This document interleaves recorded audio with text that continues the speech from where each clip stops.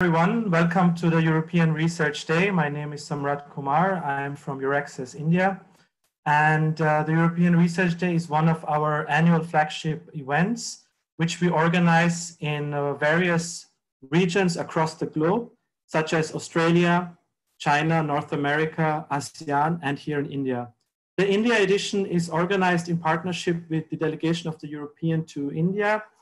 I would like to thank the delegation and especially the team of the Research Innovation section for their kind support in making this event happen. Our motto of this year's event is international cooperation is the way forward. 2020, as all of you know, has been an unprecedented year for all of us. Global challenges like COVID-19, climate change have made it clear that we need more commitment, stronger commitment for international cooperation, especially in the RTD sector. The European Green Deal and Horizon Europe, the next framework program for research and innovation of the EU, are the two important pillars of international cooperation, I would say here, providing the framework for researchers and innovators from all parts of the world to come together, to work together, and to find together solutions for our common problems. Thus, we are very thankful that so many of you have joined today. And please now welcome with me our distinguished speakers. I would like to start with Ms. Tanja Friedrichs, Minister Counselor, Head of the Research Innovation section at the delegation of the European Union to India. Welcome, Tanja. It's a pleasure to have you here with us. Then I would like to welcome our keynote speaker, Dr. Bernd Bierwert. He's the head of the unit, Ecological and Social Transitions, Healthy Planet, at the Director General for Research and Innovation at the European Commission. Bernd, a very warm welcome and thank you really for joining us from Europe. Next, our dear colleague, Dr. Amit Parikh, who is at the Department of Biotechnology, principal scientist there. He's the nodal officer for the EU-India cooperation. Dr. Amit, thank you very much for joining. And last but not least, my dear colleague, Dr. Vivek Dham. He's the Senior Advisor for Research and Innovation at the delegation of the European Union. Thanks, Vivek, for being part of it. This is Tanja and Vivek. This is the dream team at the delegation. We are also very thankful to the ambassador of the delegation, His Excellency, Mr. Ugo Astuto, who will give the inaugural speech at our event. His Excellency is not able to join us live today, but he has sent us a kind message which we would like to share with all of you now. Dear researchers and innovators, COVID-19 and its after effects are having a severe impact on our health, lives, economies, and the environment. The European Union and India, as like-minded partners, can play an important role in shaping an effective response by the international community to this global challenge. But while we battle COVID, we must not forget that climate change is the existential challenge of our generation. The European Union has launched an ambitious Green Deal based on the paradigm that we can achieve lasting growth and jobs only through a sustainable approach to resources. With the Green Deal, we want to move to a climate-neutral Europe by 2050. We are working for a clean, circular economy, preserving biodiversity and cutting pollution. The policies we are putting in place are meant to set our infrastructure, agriculture, and industry into the path for greener solutions, building a sustainable, inclusive, and resilient economy. This transformational change, which is at the heart of the Green Deal, requires increased efforts in research and innovation. That is why the new work program, which has been launched under the EU Research and Innovation Framework Horizon 2020, will be centered on actions to underpin the Green Deal. The work program was launched last September with a total budget of €1 billion to address the climate crisis and help protect the ecosystems and biodiversity, turning green challenges into innovation opportunities. But to achieve our objectives, we need to work with our friends and international partners from the rest of the world.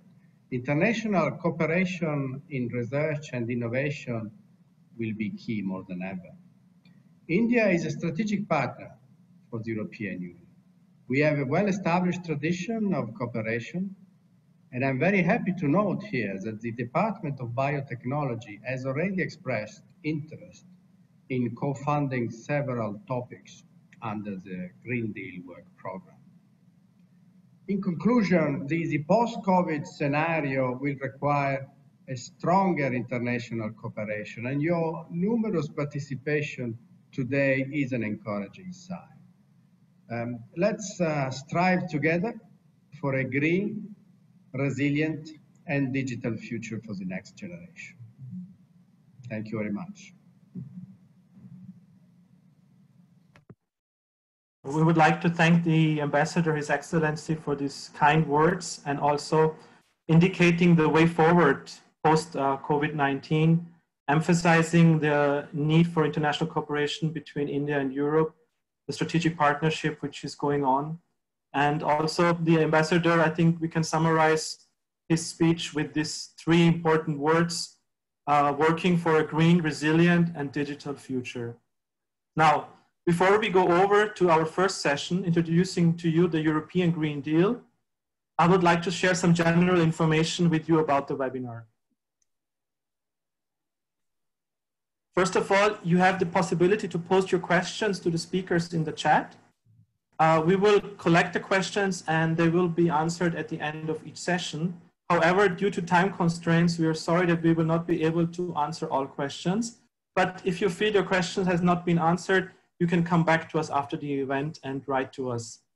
In case you face technical issues, please try to log in, log out. That should be possible to fix maybe most of the problems if you face any. We hope not so.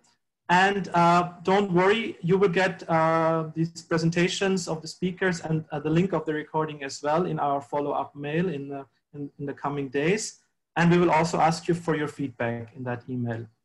Now, if you're very much interested in the bilateral collaboration under the Green Deal between the EU and India in the co-funded calls, and you're looking for potential partners, we are very happy and ready to facilitate that for you post the event.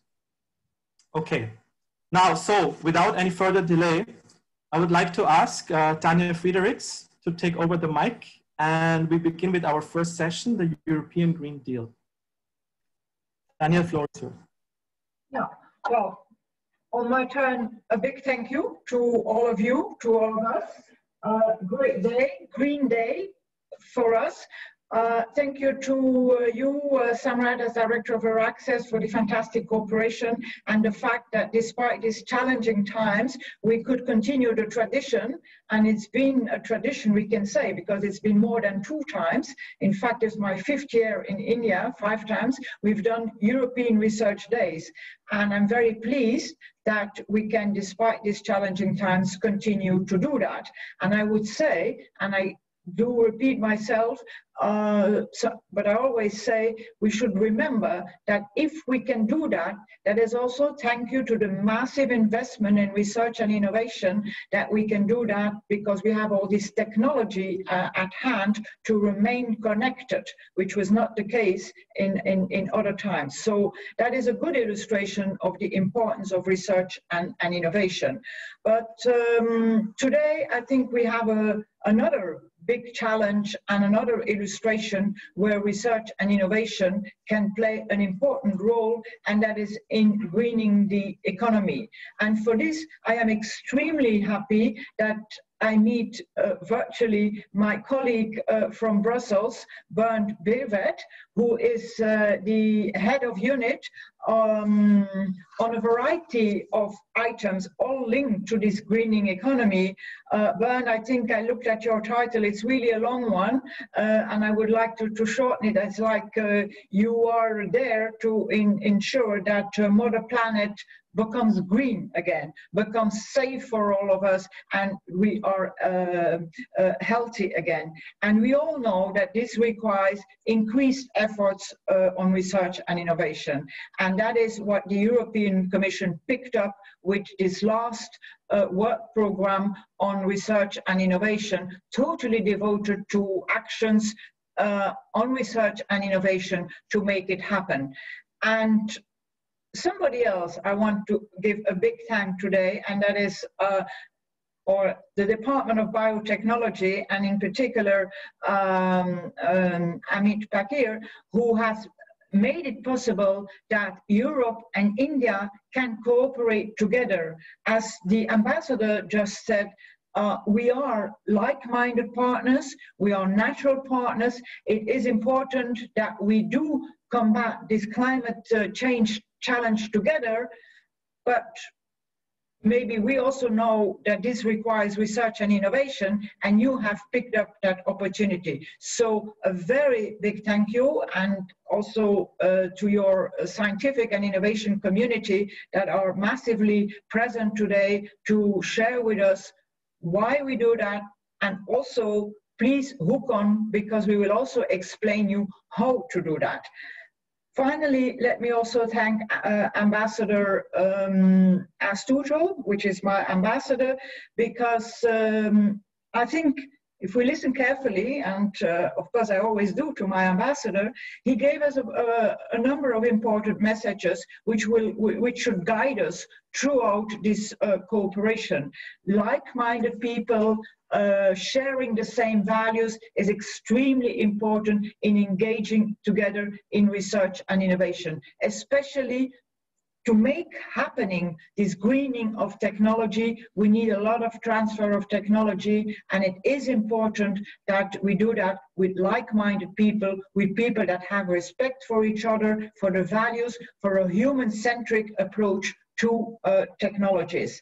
And if in working together, we should indeed make this society more resilient and more green. I stop here because before we are there, we have a lot of work, and research is one dimension of that. And I'm very happy that, as I said, Bernd could join today, and he will present to us what this Green Deal is, because for us it's becoming like so natural to say the Green Deal, but it's a very important also that we understand what is behind that, especially from a policy point of view, underpinned by our research and innovation actions. So thank you very much. Thank you to the audience to be so numerous, and please stay tuned until the end of the session. Thank you.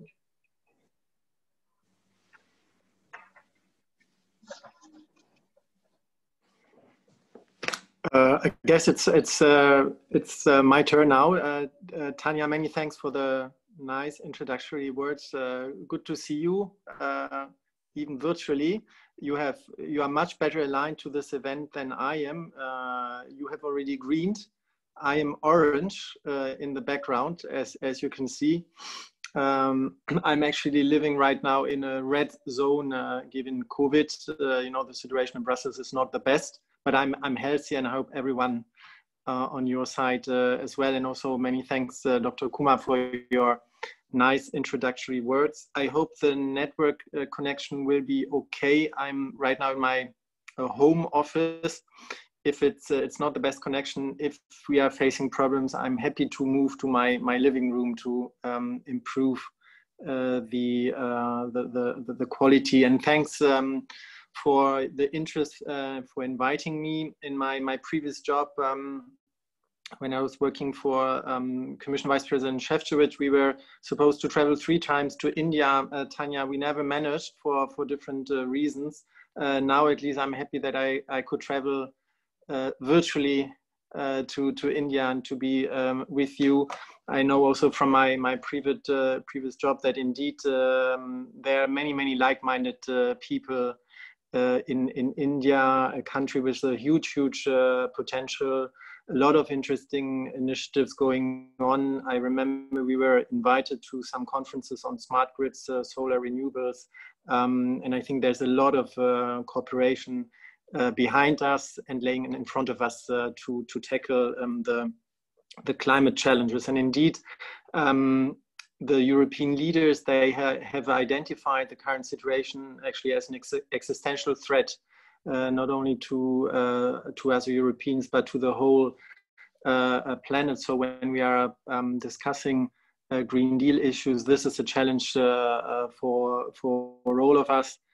Emissions don't stop at the border, and we need like-minded people like us participants in this workshop to put our brains together, technologies together, coordinate policies to make sure that we will have a future. I mean, the planet will have a future. The question is, will humanity have a future if we continue on the current path?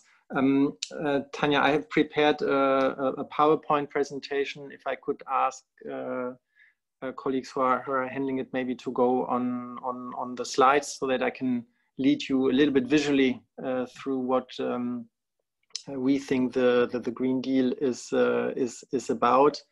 Yeah, if you could go to the first or to the next slide already. I don't know if someone can turn it, or is it me who yeah, okay, yeah. I use this picture just to underline that, as you probably know, we have in the European Commission a new leadership since end of last year, with Commission President von der Leyen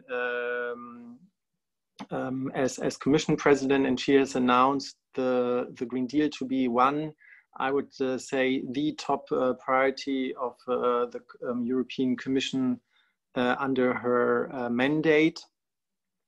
There are a number of other priorities, obviously, as well, like the international dimension, the economic dimension, the social dimension, but the Green Deal is really one of the top priorities, and she underlined it also just a couple of days ago in her so-called State of the Union speech. And she depicted the Green Deal as she said, a man on the moon moment, where we have a big challenge to pool our resources, our technology together to launch this important endeavor, but hopefully also to get then, if I may say so, to get the team back on Earth and to successfully achieve what we are trying all to do together. The overarching objective of the Green Deal, how we are seeing it, is to advance the decarbonization effort. Actually, our president has announced that Europe would like to become the first probably continent being climate neutral by 2050. So the decarbonization is the overarching objective for all the other policy initiatives.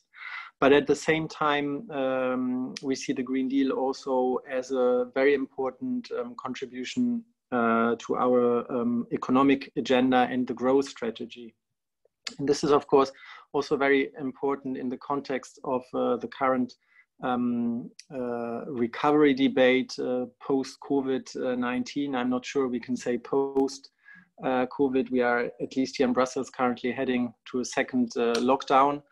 But obviously the current crisis has, and I know that India has and is being hit also very, very, very harshly, has required now a lot of money poured into the relaunch, into the restart of the economy. And we see that this at the same time as a challenge, but also as an opportunity, as we are using taxpayers' money to direct investments for the future, to do it in a way which enable us to achieve our climate objectives. So it's a huge opportunity to marry environmental climate objectives with economic objectives. We have proven in the past that we can decouple economic growth from cutting emissions. And we would like to use this recovery moment to do so also in an intelligent way, so that the funds we are using are mainly destined to steer us through the green and digital transition, also as the ambassador has said in his introductory words. If you could go to the next slide, please.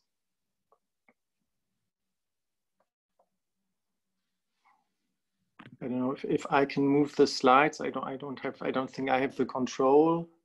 Yes, many thanks. So on this slide, you see what basically the main objectives of the Green Deal, which is on the one hand to design a set of deeply transformative policies. The ambassador already alluded to it, again with the overarching objective of achieving climate neutrality by 2050 at the latest, if we want to significantly contribute and ensure the Paris Agreement objectives to stay below 2-degree global warming. And you know that from the IPCC reports, we have to talk about 1.5 rather than 2 at this point of time. We need to look in a very holistic manner at our policies, so that sustainability is mainstreamed in all our EU policies. Whereas at the same time, to make sure that we don't leave anyone behind. Myself, I'm coming from a region in Germany which used traditionally to be very carbon intensive. I know that in India you have similar regions, and it's of course a huge challenge when we are embarking on the decarbonization path in an intensified matter. How do we transform in particular these regions? What do we do with the coal mine workers? How do we transform these regions that we can take everyone with us? Because if we don't manage, we will not achieve this Green Deal to be a success.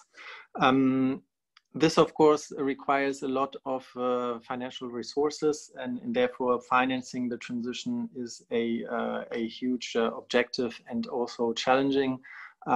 We are tackling it from various sides with a number of also financial programs, both at the European level and at national level. We are trying to pool resources, of course, with private, public partnerships, with leveraging, with guarantees, and of course international cooperation, because the investment needs are huge. But if we don't act, so the cost of non-actions are certainly much higher than if we act. So it's unfair to say that we are spending too much. We cannot spend too much given the existential crisis. And again, we see it also as an economic opportunity to modernize our economies with the green and digital transitions. If you could go to the next slide, please.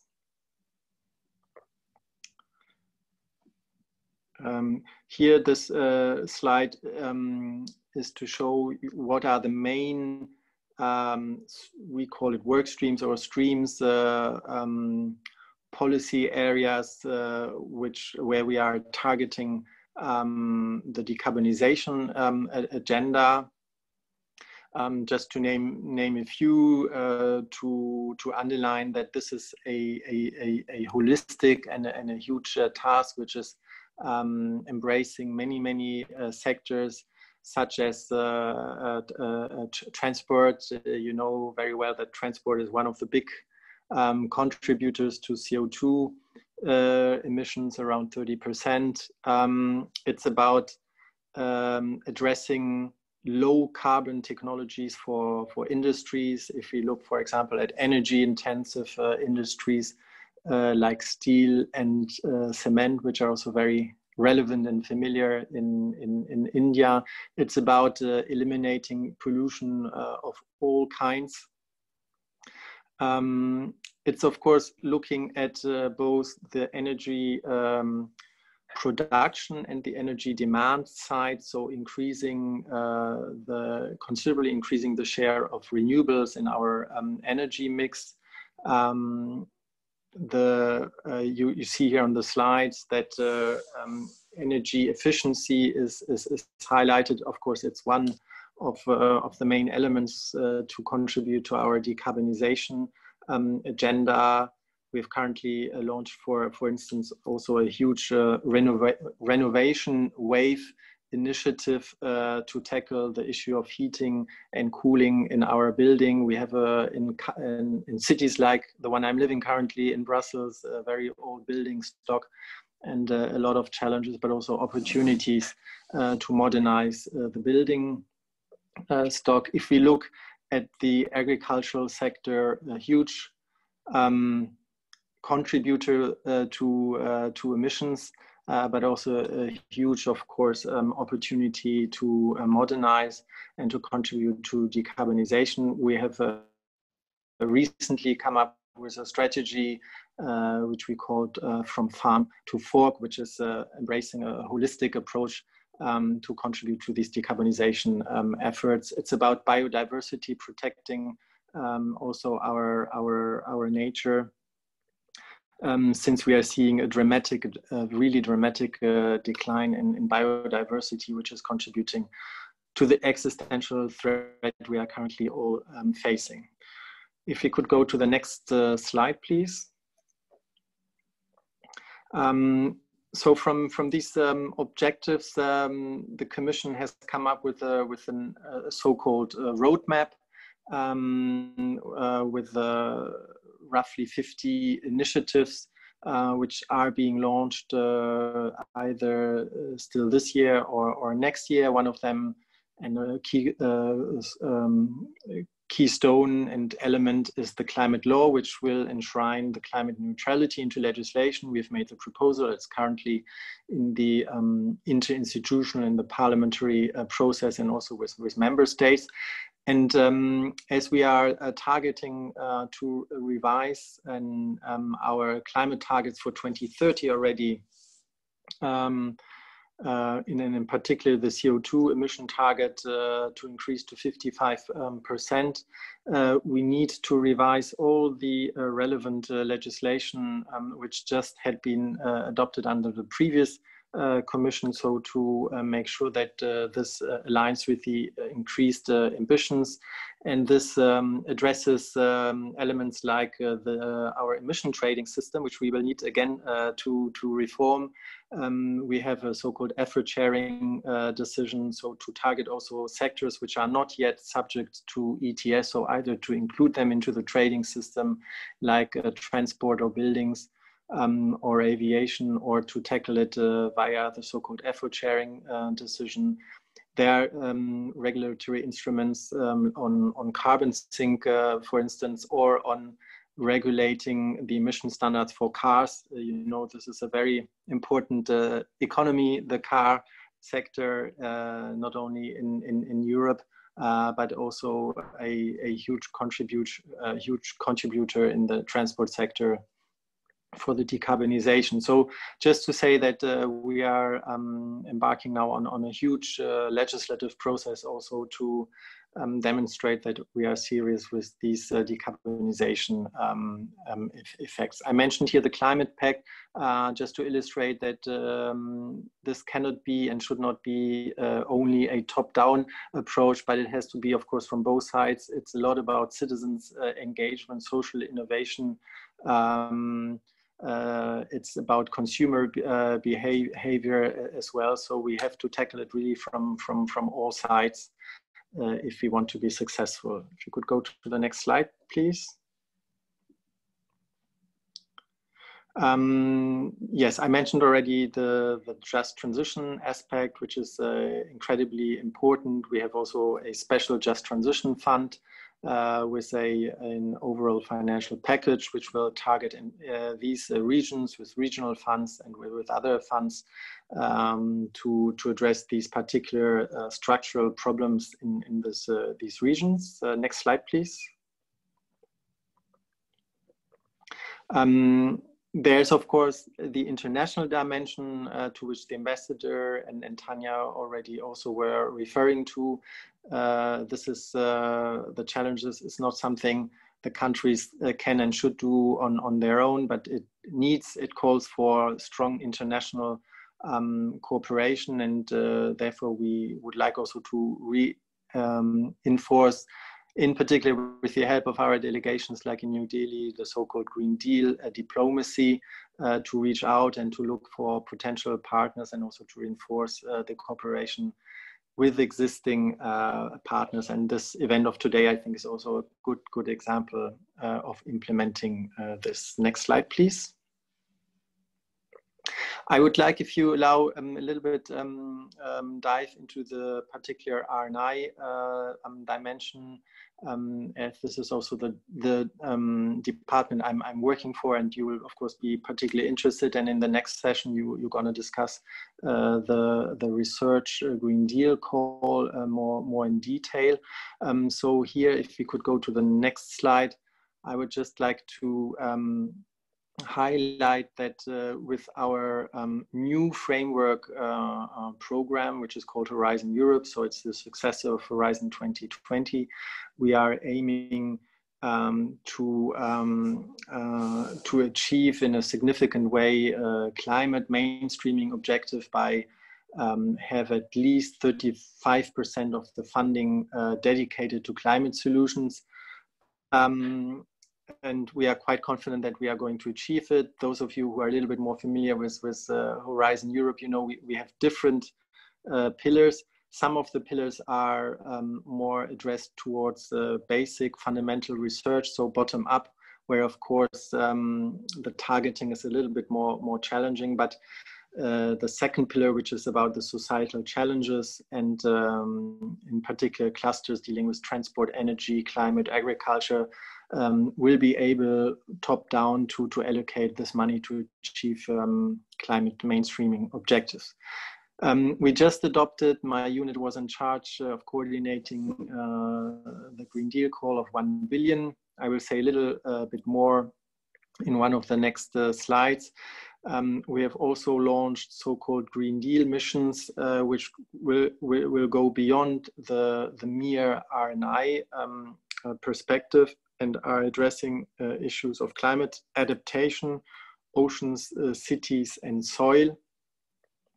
We want also, with the new framework program, conclude so-called partnerships with industry and member states in important areas like aviation, for instance, batteries, hydrogen, clean energy transition.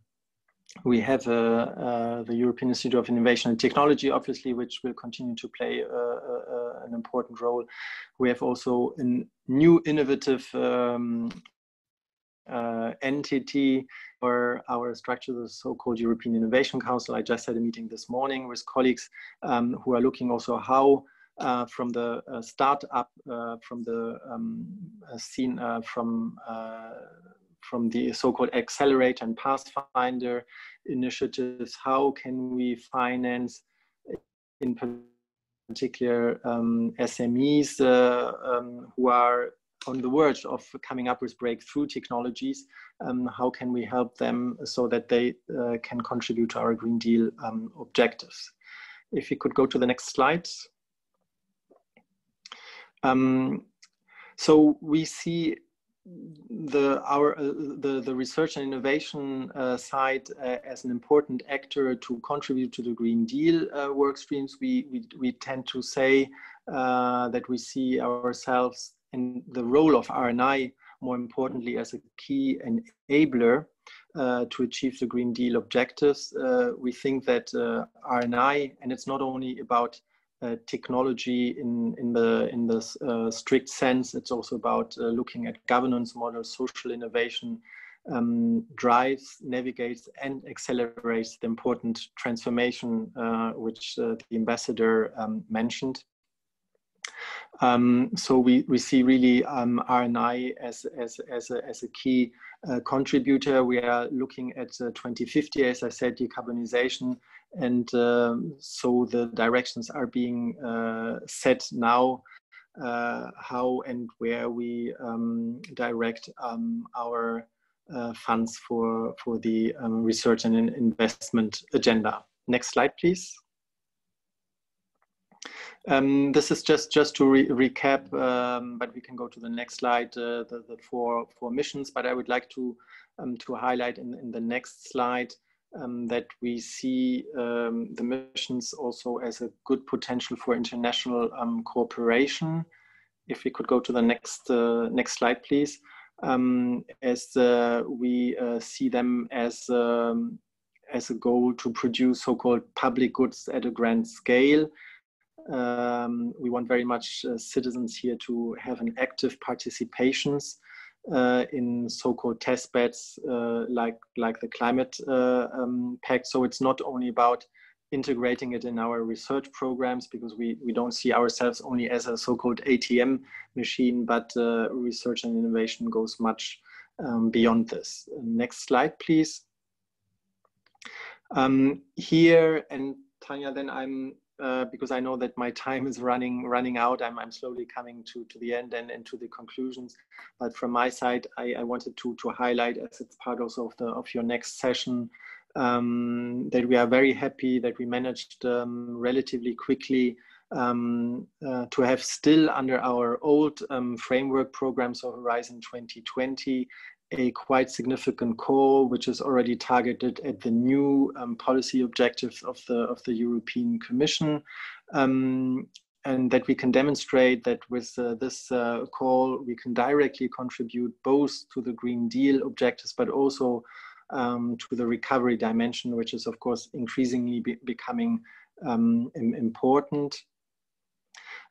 We have targeted with this call in particular potential projects which can demonstrate in a relatively quickly time tangible results and innovation solutions. So by definition projects which are already in terms of technology maturity, if you wanted to use this word, more advanced.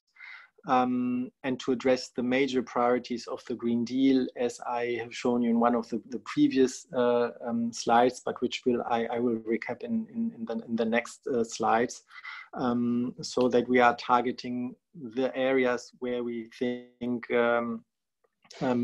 in particular, the R&I dimension is important to drive progress forward. If we could go to the next slide, please. So, and I think if I recall correctly, this is also my last slide. The Green Deal call as adopted, and we put it on our website. We've been already organizing during our R&I days end of September info sessions, is structured around a number of areas. There are 8 thematic areas which exactly mirror the structure of the European Green Deal, as you can see here. So for instance, the agricultural side, farm to fork, energy, transport, industry, biodiversity, ecosystems. And then we have also added a number of cross-sectoral topics, but also topics which are related to the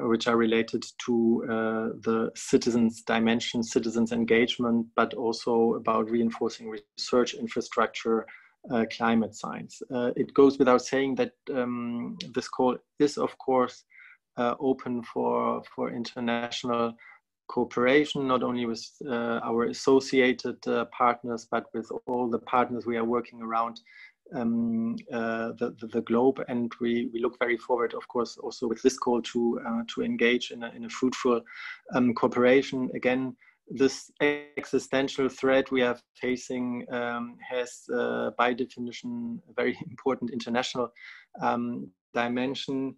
I will soon after this session have to join another meeting because one country across the other side, I must say the Atlantic, there are people who are preparing potentially for a new administration, and they seem to be interested now also in the word which is starting with C on climate. So I will have a brainstorming session right after this with some think tanks, how we can reinforce the climate discussions also on the other side. And I think it's very, very needed, the leadership also from this side. But we very much see a huge potential and look forward to cooperating with you, with India, who has really a huge, huge potential in many, many sides. And we think that also this recovery dimension is a huge opportunity jointly to think how we can best embark on this important transformative path.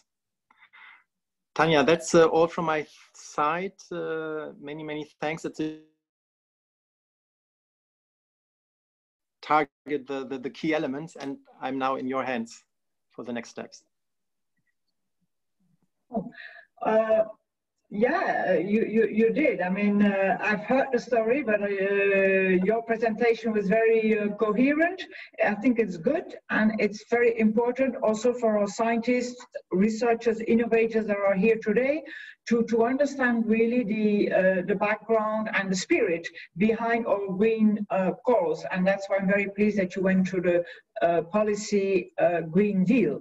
And you really covered everything, but you also said something very important which goes to my heart, and also to everybody, is that you see a lot of potential with India, and we will take you on that, and we will knock at your door for cooperation in the future,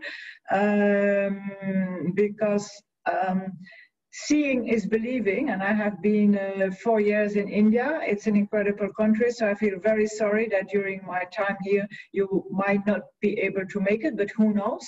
The doors of India are open for you, and so you could also see how incredible, how vibrant, how entrepreneurial, how many innovators, how many technology is there that can be complementary and useful for both continents, Europe and India, in greening our planet. So you did a perfect job.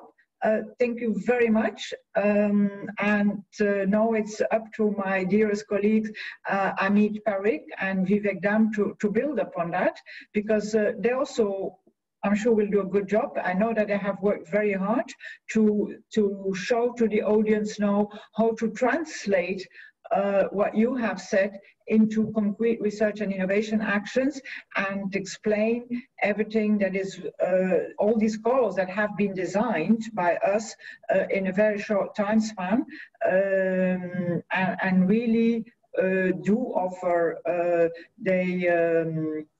we walk the talk.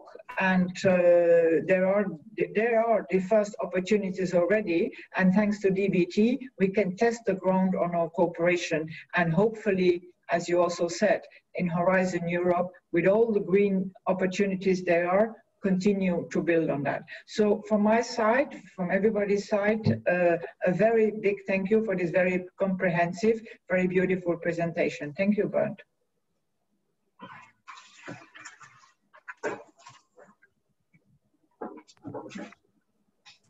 So our thank you also from our side, from your access side, Bernd, for this very excellent presentation. You provided us the rationale behind the Green Deal, but also showed the importance for transforming different sectors for a greener and sustainable future. Now, international cooperation is the key in our event today. We have the pleasure of our two experts who have been working on a deal for EU and India, on a Green Deal. Vivek and Amit have, we just recently, DBT announced the co-funding under the Green Deal call. And I believe this is of strong interest to our audience today. What is in for researchers, innovators, entrepreneurs under this co-funded calls? And happy to give the floor now to Amit and Vivek. And please, gentlemen, the floor is yours. And Bernd, if you're able to stay with us, that's great. But I just heard you also have to go to another meeting. So thank you very much again for joining in, and please feel free to leave whenever you have to. Thank you. Yes, if I may say, I apologize. Indeed, I need to switch to this other meeting on the other side of the, well, this is then not the, it's then the Atlantic. I'd be very keen then to hear, of course, some feedback questions, if I can somehow help also to clarify questions which couldn't be answered today. And I'm very happy to see the interest in this cooperation, and I'd be happy to be part of the future cooperation. Thank you so much, Bernd. Thank you. Bye. Take care. Thank you. Bye-bye. Vivek? Bye. Yeah. Thank you very much, Samrat. Good afternoon, everyone. Welcome again to the second session of this webinar, which we are going to focus on Green Deal calls co-funded by Department of Biotechnology, and we are trying to give a little bit the scope and the modalities of cooperation. Before I go to the presentation, I will just introduce the team behind preparation of this particular presentation. It is Dr. Amit Parekh from the Department of Biotechnology, Tanya Frederick from EU delegation, and myself. We will be presenting this joint presentation in next 30-40 minutes. Without wasting much time, I will just go quickly to my, I'll just share my screen. Yeah.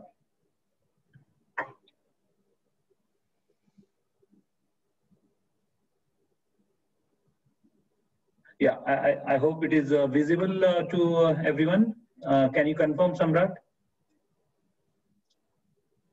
Just enlarge the screen. You have to enlarge it.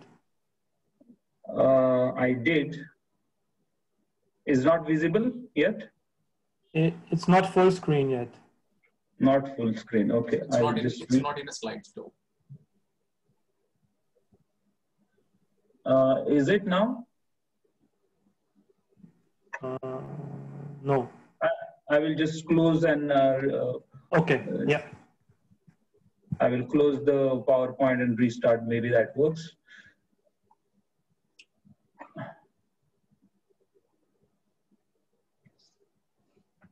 Yeah.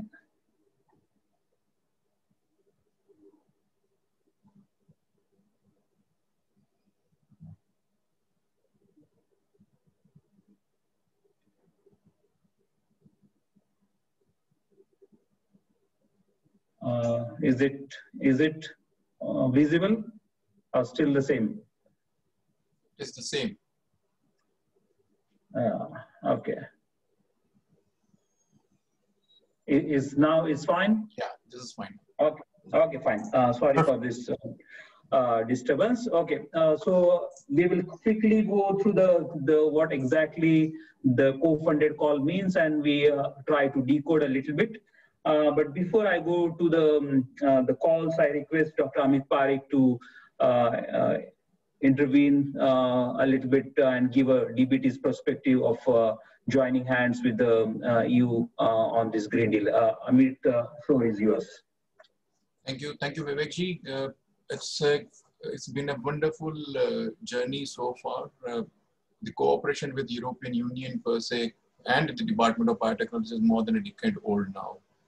And from partnering with the earlier work or framework programs to FP7 to the current one, Horizon 2020, we have seen a wonderful developments and significant improvement in terms of partnerships, in terms of a way we communicate with each other, a way our investigators or scientists coming on board and interacting with each other. So it's completely, we have seen a remarkable change. Though I am not new to the international cooperation, it's more than approximately 2.5 years now in this particular business.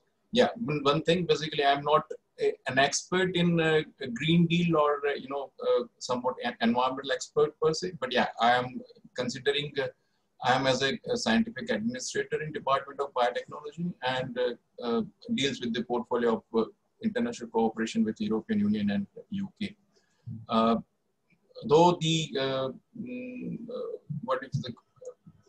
success ratio of cooperation, specifically with respect to the co-funding, is not so basically great that way. But then, despite our so much of effort, we agreed, or we somehow agreed to support some couple of joint projects per se. And it's a wonderful journey with Tanya and Vivekji. Both are significant support to specifically for me. It's a wonderful, and it's a thanks to both of you.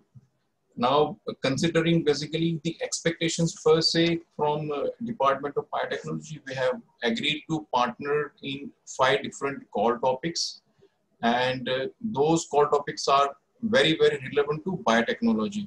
So, considering the mandate of the Department of Biotechnology, we would like to see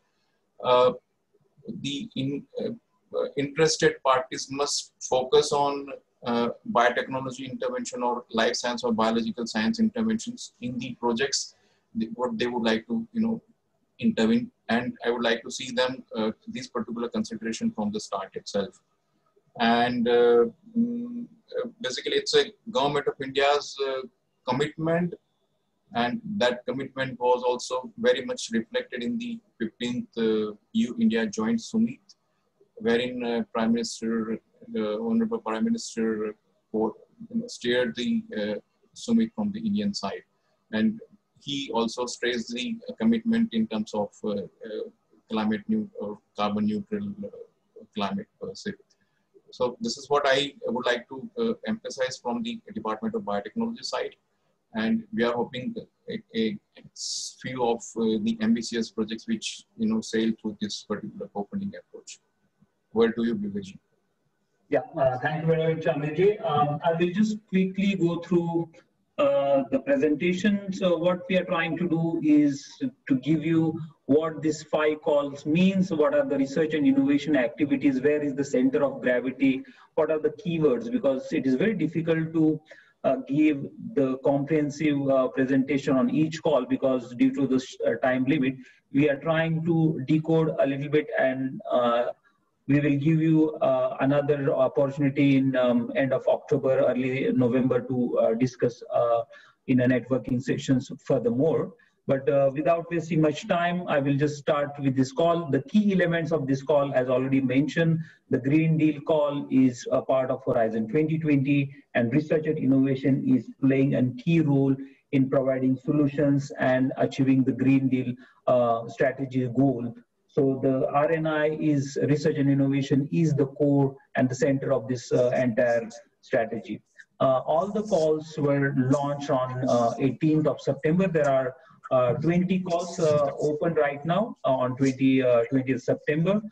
These calls, as already mentioned, are very specific. They are a little bit different than regular Horizon calls. They are more tangible, result-oriented, trying to achieve the green economy goals. It should be visible to the citizens, and the objective should be achieved in very short time. And the overall funding is quite huge. In this 20 call is something 1 billion, which is something 8,600 crores of rupees. So it's a huge investment Commission is making into this. And this entire calls are open to the world. That means we are open to partner with anybody across the world, the best team, to find the solutions in a minimum time. And I'm very happy that Department of Biotechnology had joined the forces with the European Commission and shortlisted 5 calls. So let's see which are these 5 calls. Basically, these calls are from diverse areas, which already Amitji had mentioned. So the first call is from clean, affordable, and secure energy. The second call is on industry for clean and circular economy, farm to fork, biodiversity and ecosystems, and zero pollutions. So what I'm going to do now is to give you a little bit what this call means. Where is the center of gravity of this particular call? So basically the first call, that is the topic number 2.1, which is shortlisted by DBT for the co-funding, and it's titled Innovation, Land-Based and Offshore Renewable Energy Technologies and their integration into the energy systems. This particular call has two subtopics. Subtopic one is development of land-based renewable energy technologies and their integration into the energy systems. And the second call is demonstration of technology, innovation technologies to enable future large-scale deployment of offshore energy systems. So the two topics itself indicates that there are two different types of project. One is development and another is demonstration. So the first project, which is land-based renewable energy technologies, which is literally looking how we can better integrate the existing energy system, the renewable energy system, sources into existing energy system.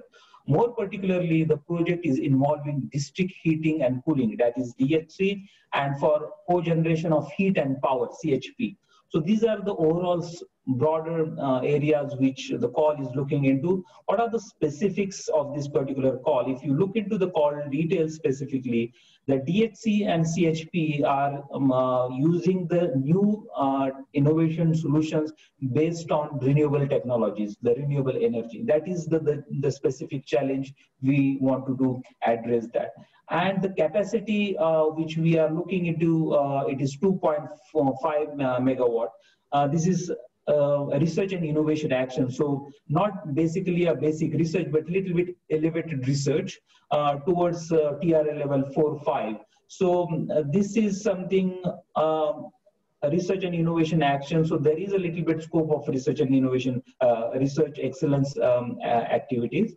So what is important in this particular call is the sustainability of the proposed solution in environmental, social, and economical terms, and requires the end users to benefit from that. So the project should demonstrate that an affordable, reliable, secure, flexible DHC and CHP system should be able to replicate. It should be demand-driven, the energy demand-driven system should be established. So these are the specific challenges and impact which are expecting under this call. As I already mentioned, this is a research and innovation action. That means the European entities, profit and non-profit entities will get 100% funding. The Commission for this particular call had budgeted 18 million euros. That is the total budget for this particular line. And per project, it could be ranging from 3 to 6 million per project. So we anticipate something 3 to 5 projects to be funded under this. The technology readiness level could end with the 4 and 5, and the call will be closing on 26 January 2021. DBT will be funding the Indian entities as per the DBT's rules and funding. The second topic, which is offshore energy solution. This is a very fantastic and very challenging topic. This call is basically technology which needs to be demonstrated, which needs to be established on offshore renewable energy power generation systems. Because all these days we are, whenever it comes on offshore, we are more focused on wind. But this particular challenge also asks you to involve waves, tidal, and solar systems into it. So it's quite a comprehensive system which we are looking into. It is a big system we are trying to establish to that.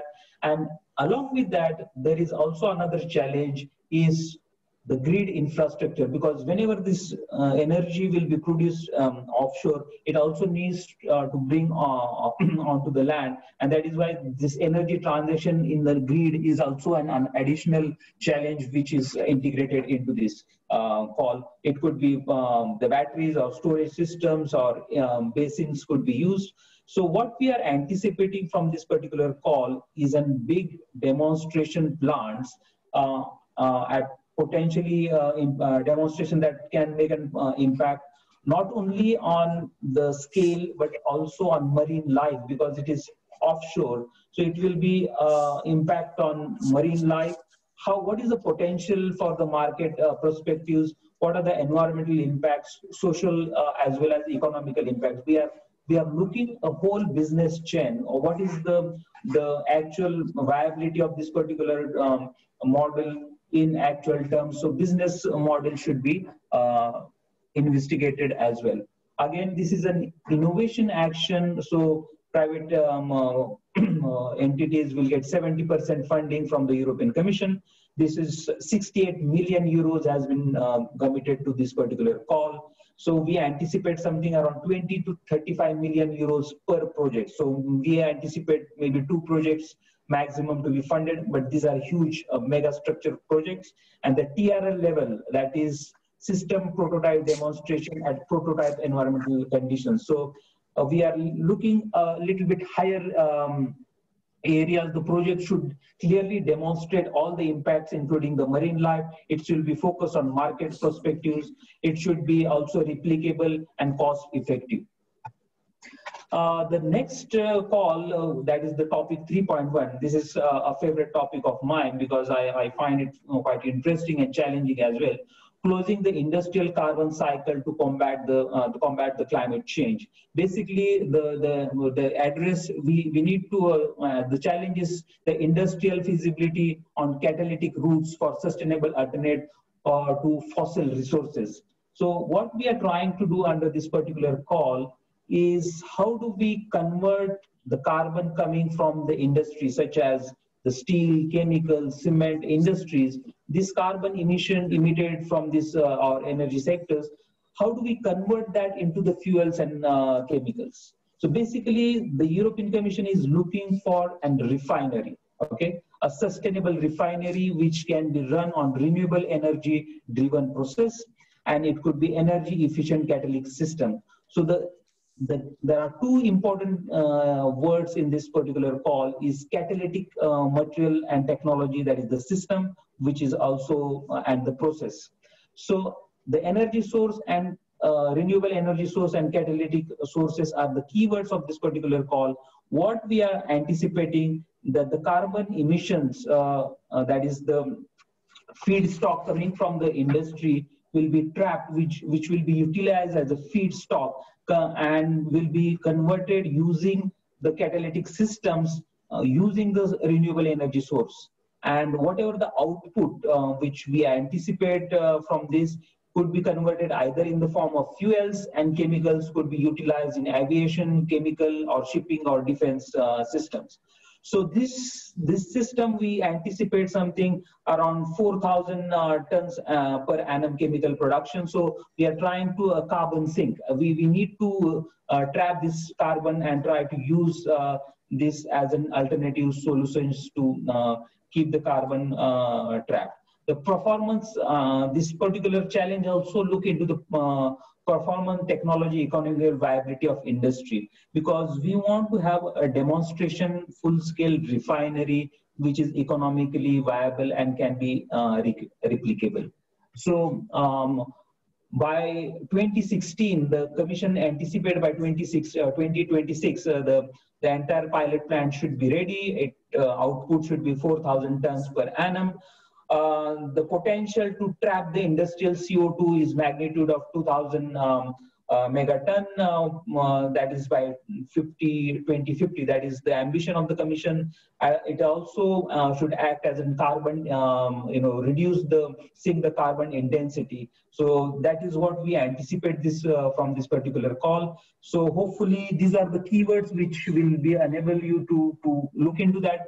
We will be having a specific networking session at the end of the month, so we will be focusing more in details what this calls means in more research and oriented reference documents.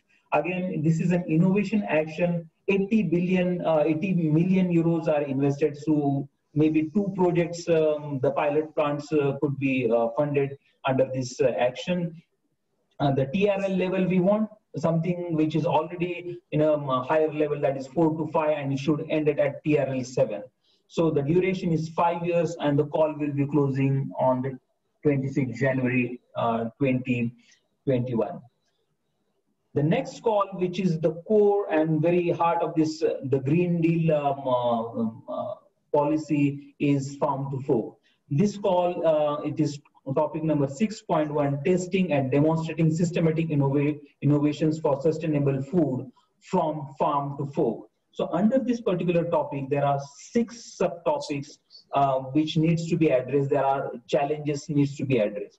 So I will just briefly give you which those 6 topics are: achieving climate neutral farms, achieving climate neutral food businesses, reducing the dependency on contagious pesticides, efficiency of fertilizers needs to be increased, loss of nutrients from fertilizers, and zero pollution. These are the subtopic 3 keywords. Reducing dependency on use of antimicrobes, that is topic number 4. Reducing food loss and waste, that is the challenge which you need to address. And the last one, shifting to the sustainable healthy diet. So these are the 6 subtopics which has been defined. You can either address 1 or 2, but preferably each topic, subtopic will be addressed by a single consortium. So going to a specific challenge of this particular topic, if I go a little bit into the keyword mode, the challenge is to feed a growing world population and bring food system with a safe and joint operating space, which encompasses the planet health, economic viability, social welfare, and human health. The data itself, which is mentioned at here, which speaks itself, because around 20% of the food waste from the EU causing the green gas pollution. Then there are 29% of the total green gas emission is caused by the food waste in Europe. 1 in 5 adults in Europe are obese. So this is a really big challenge, not only in Europe, but now across the world we are facing. So this is quite an interesting call. The specific scope of this call is test, pilot, and demonstrate innovation system solutions to one of the proceeding food systems. So before you go look into the call, my request, my advice will be, look into the strategy paper which is published by European Commission in May 20, because if this entire call is coming out of this particular strategy document, it is very well written. Actually, the Commission want to have an established and fair, healthy, environmental friendly food system. Very high targets and ambitious targets are set. I will not go into the details, but I will just give you one example. The first one, that is the reduction by 50-50 in chemical pesticides and hazardous pesticides by 2030. That is the ambition. This kind of ambitions are very high targets are set. So my request, before you look into the call, please go through this strategic paper. So this call basically looking into a system thinking, because it is a top to bottom approach we need to adapt to understand, to address this challenge, because different sectors peoples are needed in this call. Applying systemic thinking, systemic approach is needed. That is the challenge which needs to be identified, the analysis, what drives and what are the causes, root causes of the problem, how do we overcome from that. What we are looking into, the impact, risk, synergy, trade-off, sustainability, security, all these objectives need to outline or to be fit into the farm and folk strategy of the Green Deal. It is a multi-sector, multi-actor approach is needed. Co-creation, testing, demonstration is the gravity of this call. So all the primary producers to the end users needs to be included. When you are talking about the sustainable approach, or when you are addressing the sustainable approach, you need to address the three dimension of sustainability. That is the society and health, climate and environment, and economics of it. So what is expected from the project, which most appropriate mixed innovators, because as I told you, it has a multi-sectoral and top to bottom approach is needed. So you need to bring a different business models, business chains, and different technologies to the project proposal, delivering and implementing an action for dissemination and communication, because this is a transition to a new technology and new era, so that it needs a lot of people's participation so that the adaptation of the technology could be faster. Again, this is an innovation action. 80 million euros will be invested in this particular call. So the range of funding could be from 6 to 12 million euros per project. We are expecting the TRL level of 5 to 7, that is pilot to demonstration innovative actions will be funded under this particular call. This is quite a a call which you may say that how the biodiversity will fit into the Green Deal, but that is what the beauty of this particular proposal is. The calls are. This call specifically trying to address the restoring biodiversity and ecosystem services, because if you look at the different biodiversity and ecosystem, which right now our biodiversity is rapidly deteriorating in a very high speed. So the ecosystem services which are on land and sea can deliver a carbon sink, because these are the systems which can trap the carbon and greenhouse gases. So it has a direct link with the Green Deal. There has been quite a efforts from different countries and different agencies to restore the ecosystems worldwide, but these are not the efforts which are managed at a scattered. They are still scattered, and the upscaling is needed. It's small level. So what we are trying to do is, the deteriorated ecosystems needs to be regenerated. How do we restore the existing deteriorated ecosystem and upscale those? What we don't really want is the new systems and new methods. So whatever is existing, we wanted to build upon that. So upscaling of restoration of degraded ecosystems, large-scale demonstrations, which will be the best practices of these ecosystems could be replicated, accelerate transformation changes, and nature-based solutions are highly encouraged. So I will again advise, because this call is coming from a new biodiversity strategy, which this commission had published on May 2020. Is a fantastic document. Once you go into it, you will understand exactly the core of this particular call. This is again innovation action. 80 million euros are committed. 16 to 25 millions approximately per call is will be invested, per project will be invested. So we anticipate around 3 to 4 proposals to be funded under this call. By the commission anticipate by 2024, an example will be already available to showcase. Either it is a land-based, or it is could be sea or the assurance system. The last but not the least, this is very interesting call, which is zero pollution. Basically, the innovation, systemic zero pollution solutions to protect health, environment, natural resources from persistent and mobile chemicals. So the keyword over here, persistent and mobile chemicals, because this, as of today, there are more than 200 million people are affected by this persistent mobile chemicals. They are accumulating in animals and human bodies. So this is becoming very serious problem, because due to which the life expectancy and disease load has been increased tremendously in last few decades. So the core of this call is demonstration innovation solutions to protect health, environment, and natural resources from persistent and mobile chemicals. What is those chemicals? Compounds are polyfluoric alkali substances, that is PFAS. That is the substance which has around 40,000 compounds, more than 40,000 compounds actually exist right now. There are more than 2,000 compounds already into the soils and waters. So it is becoming very, very serious problem, and that needs immediate attention and understanding of the entire system.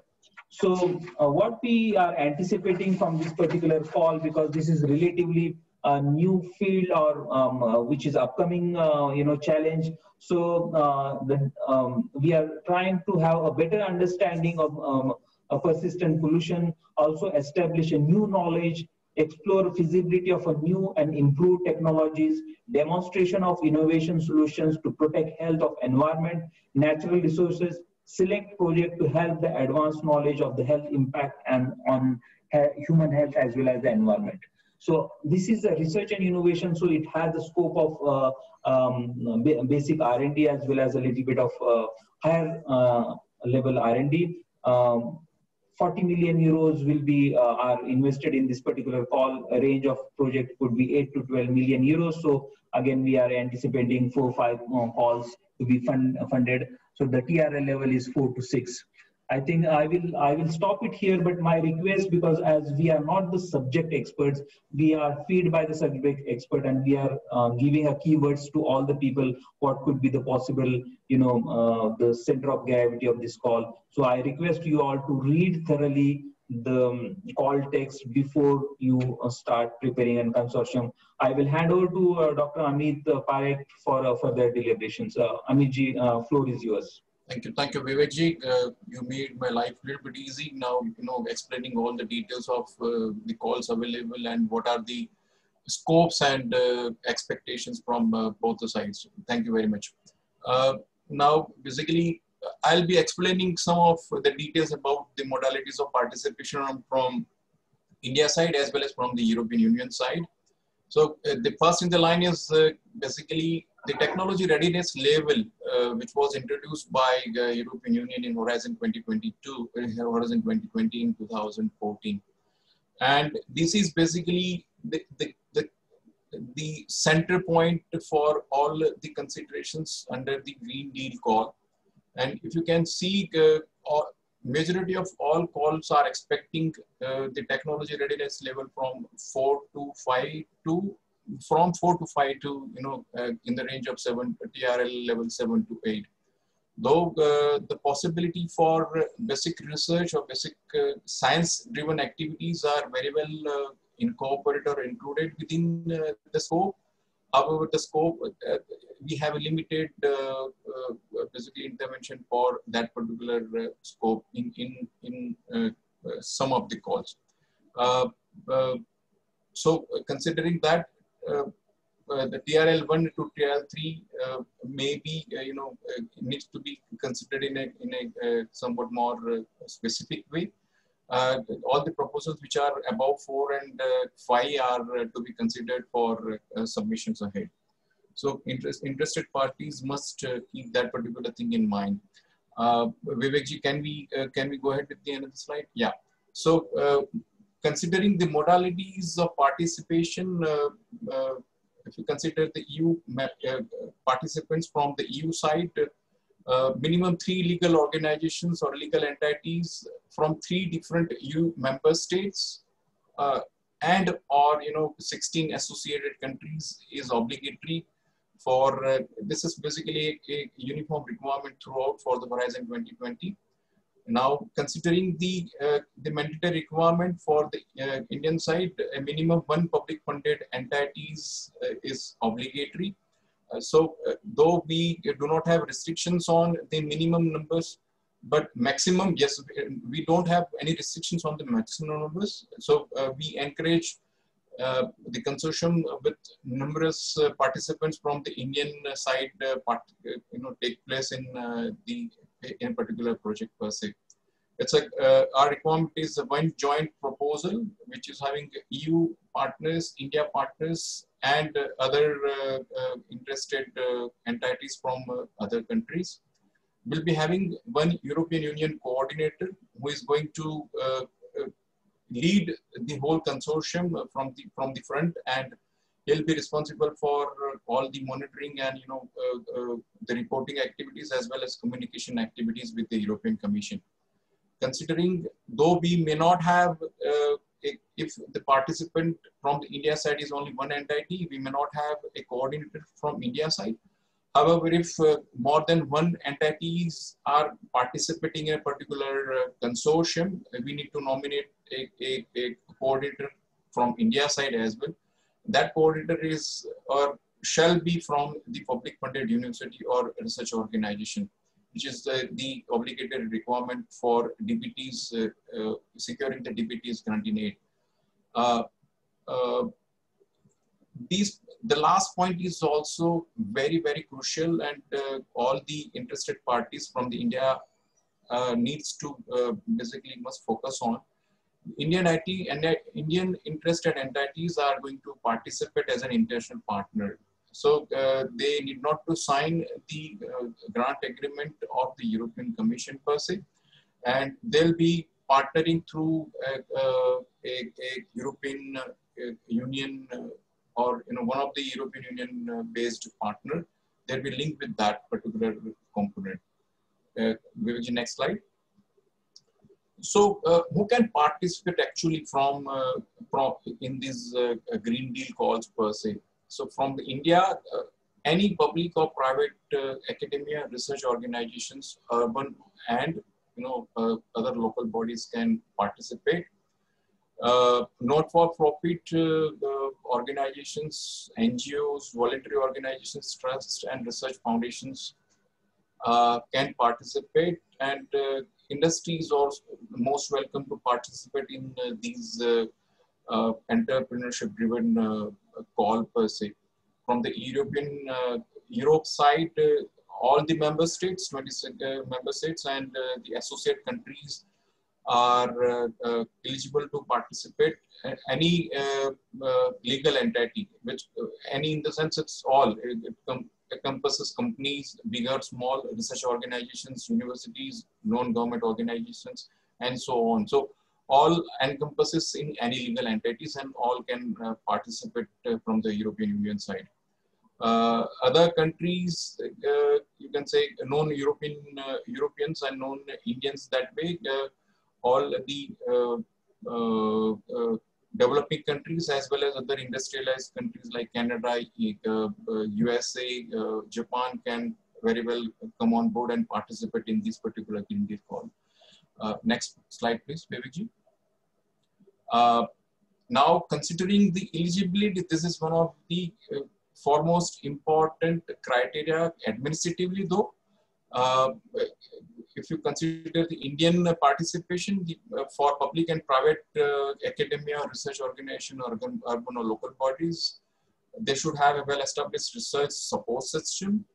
And as an administrative requirement, they are supposed to submit some of the proofs for, statutory proofs for their establishment.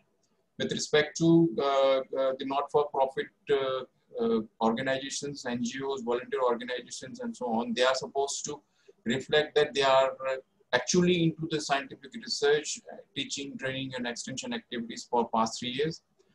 The registration at the NITI Aayog NGO Darpan portal for these organizations is mandatory. Without these reflections, without these registrations, they won't be able to secure the granting aid from the Department of Biotechnology. Apart from this, they are also supposed to secure the DSR in-house R&D recognitions and other registration documents, which are obligatory for them to come on board. Next slide, please, Vivek. Industry side, we will be very, very happy to request industry and more entrepreneurship, more partners from the industry side. They should have a registered under the Companies Act, and that particular firm must be holding a 50% or more of the ownership, shareholding pattern or partnerships by the resident Indian citizen. This is the foremost important, apart from others administrative requirements which was reflected for the NGOs. Except the NGO Darpan requirement, all other requirements are going to be consistent with industries as well. Now, one more thing I would like to emphasize here with respect to industry, that whatever the financial diligence or financial managements are going to happen, these financial diligences are going to happen through a common loan lien account specifically created for the granting aid to be received from the Government of India. And we request or we expect that the contribution from the industry also needs to rotate to that particular loan lien account. So academia and institutions can very well eligible for 100% support in the granting aid. But in the case of industry, Government of India can, or Department of Biotechnology can contribute 50% of the total cost up to 1.5 crore proposed by the industry participant. So 50% of the expectations from the industry must come from the industry, while the 50% is going to be, supported by the Government of India. Now, considering the SMEs and startups per se, they are upfront eligible for 25 lakhs of the granting aid for the proof of concept, in which 80% granting aid is going to come from, is going to be supported by the DBT, while the remaining one is going to be, bring in by the startups or SMEs form. Next slide, please. So, considering the eligibility for funding from the European Union side, EU member states 27 and associate countries are entities from these countries are very well eligible. Apart from that, as mentioned earlier, 130 developing countries are also eligible for securing grant from the European Union under the Horizon 2024 program. The call is also open for international European specific interest organizations, and some of the industrial, as mentioned earlier, the US, Canada, Australia, Japan, and the emerging economies like the BRIC countries are not eligible for securing the grant from European Union. We have the Green Deal call per se has two separate openings. One is looking for the research and innovation action, and the second one is innovation action. For the research and innovation action, all the eligible entities are, whether it's for profit or not for profit, both are eligible for 100% financial support. But in case of innovation action, the for-profits are eligible for 70% of the funding, while the not-for-profit organizations are 100% eligible for 100% grant per se. This is also to be noted that UK participants are also most welcome to participate in the call, and they are eligible to receive the granting aid support under these Horizon 2020 projects. They are also basically invited to lead the projects from the front. And further details, though the BRIC exits have already been happened, but they are still continue to be a partner in these particular calls. Further details may be seen at the visit@gov.uk. So, how to form the consortium? This is also one of the major questions raised by some of the participants. So additional legal organizations as many as so apart from the three mandatory entities participation from the European side and one entity from the public sector side, any number of participants can pitch in and they can become a consortium partner. But our expectations are that all the partners should bring in a sufficient or well-established complementarities, and the team must be in a multidisciplinary mode, having a cross-border participation. We encourage that to happen. We are also very concerned about the gender balance, so which is also one of the point of consideration while evaluating the applications per se. So we also welcome or encourage SMEs and industry participation in this particular call. Next week, yeah. So this is also one of the major point that some of the Indian partners would like to see, that would like to put forward, that how we can find a consortium partner per se. So these are some of the initiatives taken by the European Union, and you can very well glance through that. The first one is about use your network. So this is the foremost important, that whatever existing network you have, you please access those network and get in through those networks for getting further information on these particular how to build a consortium further. With respect to brokerage events, the European Union already accommodated 2 of the brokerage events on the 22nd and 24th of last month, and both these details of these brokerage events are already available online. They have developed a partner search tools as well. So just next to the call scope at the European Union European Union portal per se, you can definitely glance through that. You simply need to make a search there. All the interested parties are very well visible on that particular toolbox. So these are some of, you can approach UREX as well as you can approach the regional offices to link in some of the experts, those who are very well interested to come on board and constitute a consortium for these activities. Next slide. So how to prepare a proposal? Just like you need to follow all the instructions as well as the footnote from the European submission portal, as well as the requirement from the DBT side. So you need to be a little bit strict and more focus on that. Read the call text and the work program, including annexes, carefully before venturing into submitting the document. Respect all the eligibility and admissibility criteria, because these are also some of the bottlenecks, specifically with respect to Government of India participation. These are some of the bottlenecks you need to address before basically securing the grant. Be clear and explicit, because whatever information you are going to furnish, evaluators are going to judge based on the information furnished by you. So you need to be clear, crisp, and explicit, so that the message can be conveyed to the evaluators in somewhat more excellent way. So this is what. So budget preparation per se, Indian entities need to submit budget in both European euros as well as in the Indian rupees. We are expecting a joint proposal to be developed and in consultation with all the consortium members. And the submission of proposal is going to be a sequential activity. So first, the European Union or coordinator from the European Union side will be submitting a combined proposal, which is having a complete component of DBT's administrative requirement as well, which is going to be embedded within the original proposal.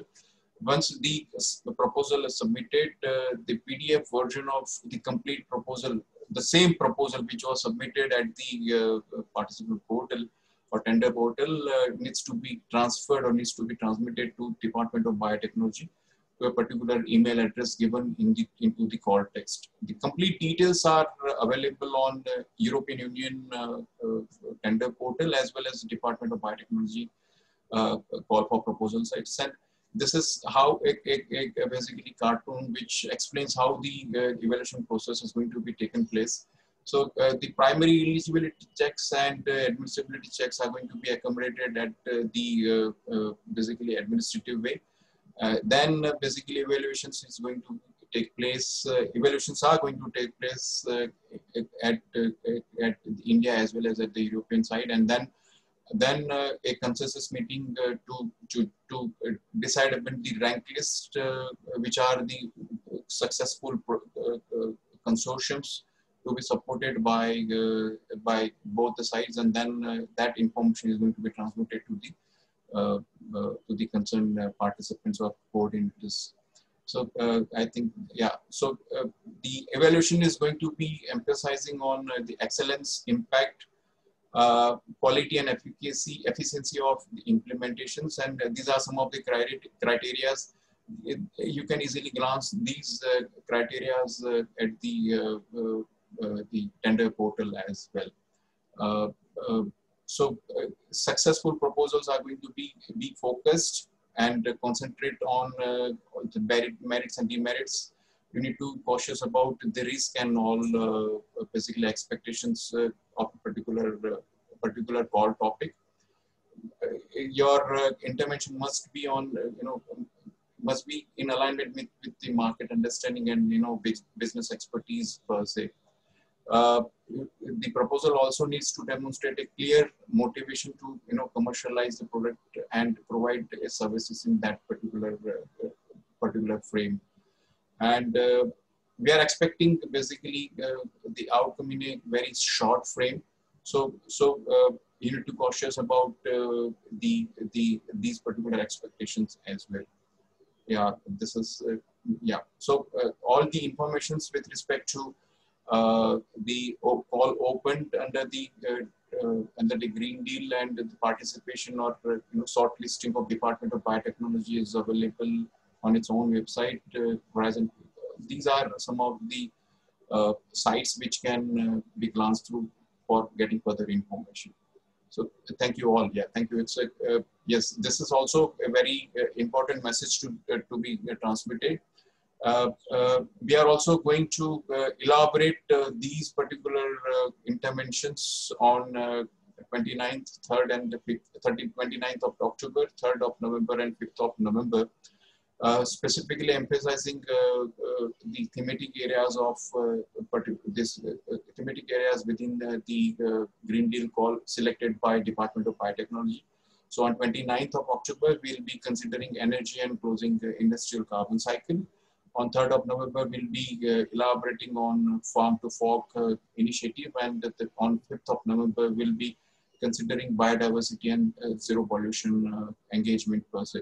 So we all request you to communicate, disseminate this information so that more and more number of interested parties can come on board and participate in the consortium forming per se. Thank you very much. It's a great pleasure. Vivekji. Yeah, thank you. Thank you, Amitji, for a very thorough presentation. I hand over to Samrat for further deliberations. Samrat, please. Thank you, both of you, Dr. Amitji and Dr. Vivek, for this very excellent presentation about the providing us clear information about these co-funded calls and how Indian entities can participate and what are the eligibility criteria. Also, you mentioned the 3 awareness networking webinars, which we will have in the coming weeks ahead. I think this will be very excellent for interested applicants to join in, so don't miss that opportunity. You will find all the information soon on the Euraxis India website. Also, Dr. Amit was mentioning that you can also look for potential partners in the different website of the EU, especially also Euraxis partnering tool is very useful in that regard. So let's start the Q&A session. We have several questions already in the pipeline. I'll start with the first one. There's for co-funding, there's one question: if projects will be selected from the total pool of all successful projects under the Green Deal call, or will be there separate evaluation of India EU co-funded projects? No. Vivek, could you answer that? Yeah, actually it is from the whole pool. It is a global competition, and we are trying to find the best projects across the Europe and India. So it's not India specific, but it is a global pool of applications. Okay. Good to know that. Another question was, if a PI from Europe applies for this co-funded project, would it be possible for him or her to continue the project in India, see maybe like a permanent research position at the Indian Institute during the project duration? Is it possible from Europe to move to India as part of the project? I'm a little bit hesitant, but I could not understand the query clearly. Yeah. Okay. The PI is applying from Europe together with Indian partners. He or she gets the grant, the consortium. Can then a PI from Europe move to India as part of the project? No, that is not at all a requirement. So PI from you can continue working from Europe. There is no requirement that a PI can come. If he or she wishes to move to India for the project purpose, is that yeah, please, Vivek. Yeah. So this is not a mobility grant project. These are R&D based projects, and the people needs to address the infrastructure which is available in Europe and India. Obviously, the project related visits are part of the program, so that is not a stopping, but they cannot shift to India like a Marie Curie or ERC kind of a 50-50% is an R&D project, so it has to be respected. Exactly. Okay, that's good to clarify that this is not a mobility grant, it's a R&D grant. Yeah, so that clarifies the question of the attendee. I think Dr. Amit, you already clarified it, what public funded entities are, but that this does not mean only government organizations, right? Just to clarify that one more time. No, there are basically, it's not only the government funded one, but then there are, it's a inverted comma in one sense, you know. Yes, public entities or public funded entities are generally basically government funded entities, but there are certain exceptions as well. You know, some of the you know, companies which are undertaken by not directly undertaken by the government per se, but they can, you know, come on board and, you know, contribute as a, you know, public funders or public entities per se. Otherwise, yes, it's a straightforward understanding that public entities or public undertaking is going to be the government funded entities. The rest other entities are going to be private entities or, you know, non-government entities per se. Clear. Thank you, Dr. Amit. There's one question about using a third-party consultant firm to help during the application process. Is that appropriate for Indian entities to use third-party consultants? Third-party consultation for what purpose? For creating a proposal, yes. No, that is they can take advantage of third-party you know, consultation per se, but then they cannot formulate simply a proposal based on the consultation. And it's a sheer contribution is going to come from the actual consortium partners. So for a particular theme or particular idea, they can definitely, you know, interact and, you know, negotiate with the third party you know, consultation firm. Please. Yeah, actually there are two. If I correctly understand the question, they want to use a consultant at the time of proposal writing. If that is what.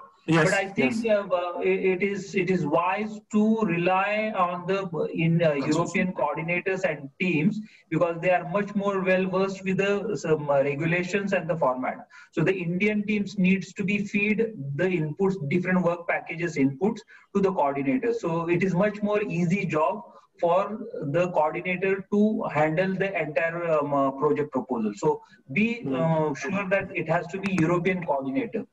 Yeah, I would like to also come in here that this thing also needs to keep in mind that all the Indian participants are going to participate as an international partner. So in no way they are going to become the coordinator for the whole consortium.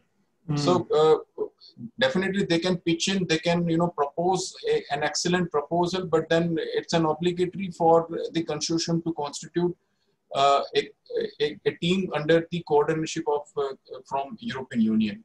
Indian coordinators, Indian participant cannot become a coordinator for a particular project in this particular call. Yeah, I think that's very important to emphasize again that the Indian entity will be seen as an international partner and not the main coordinator of that.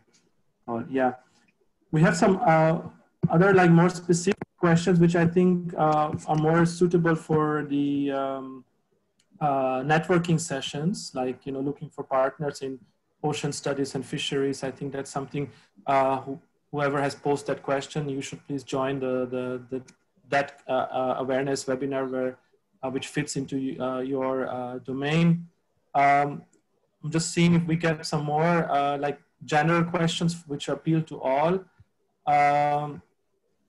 Yeah, there's a more, let's say, philosophical question, if it's at all possible to reduce any emissions or control the carbon cycle in the near future if the demand of resources are increasing in India.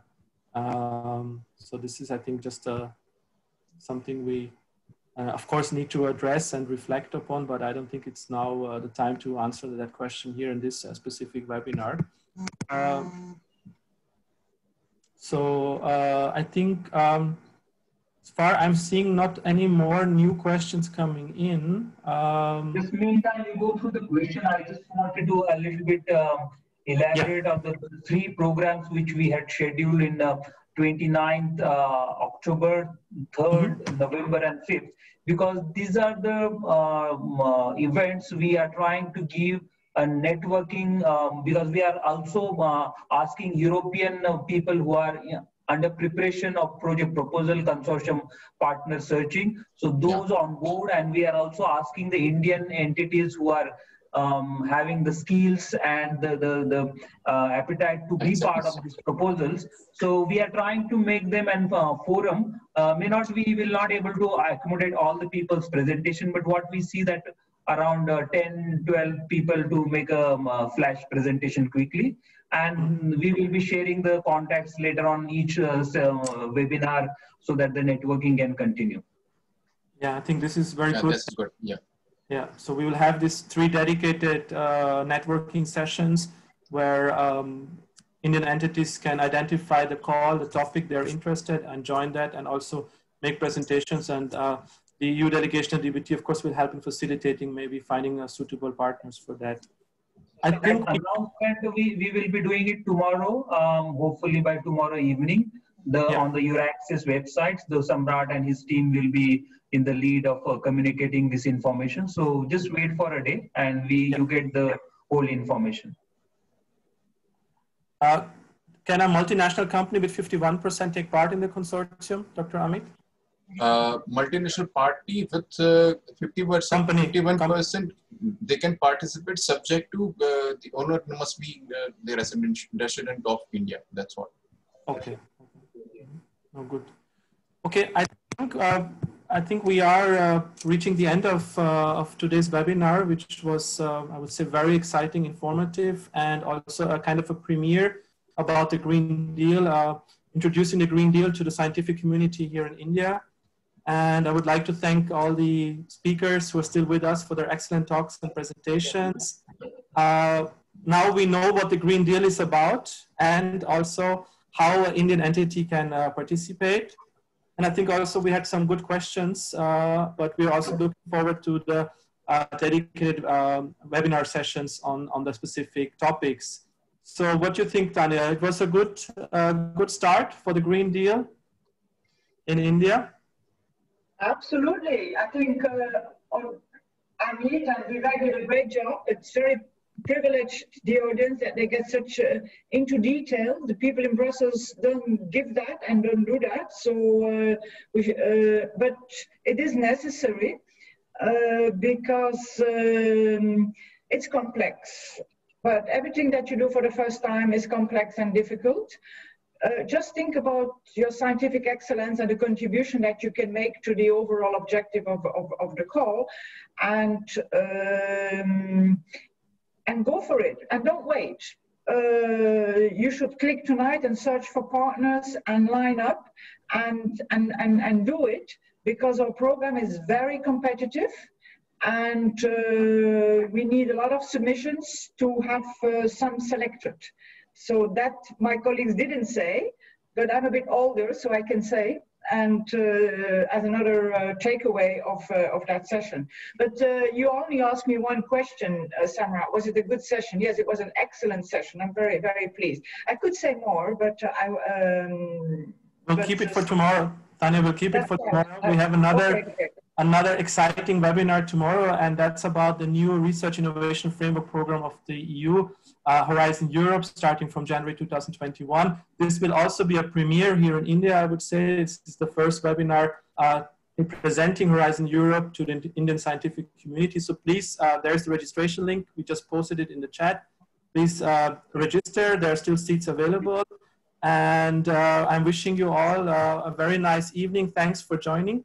Tanya, you have the last word. No, of course. So my last word will, of course, be a big thanks. But I know a little bit,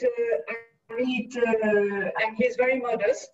And one thing he didn't say is that, and it is very important too, is that the Indians, when they contribute and they are part of a consortium, you also have to see that your contribution will bring something to India, and that it contributes to the different, because, you know, we have said and stressed that we want impact. And so in being part of proposals, go out of your box and go out of your research lab, and just do not say, I do that research project because it's good for me, because I have some knowledge and I will improve my knowledge. No, is my knowledge contributing, impacting? And of course it's DBT's money, so make sure that through joint cooperation, networking with Europe, you will increase impact on India. And that will also increase your chances to be funded.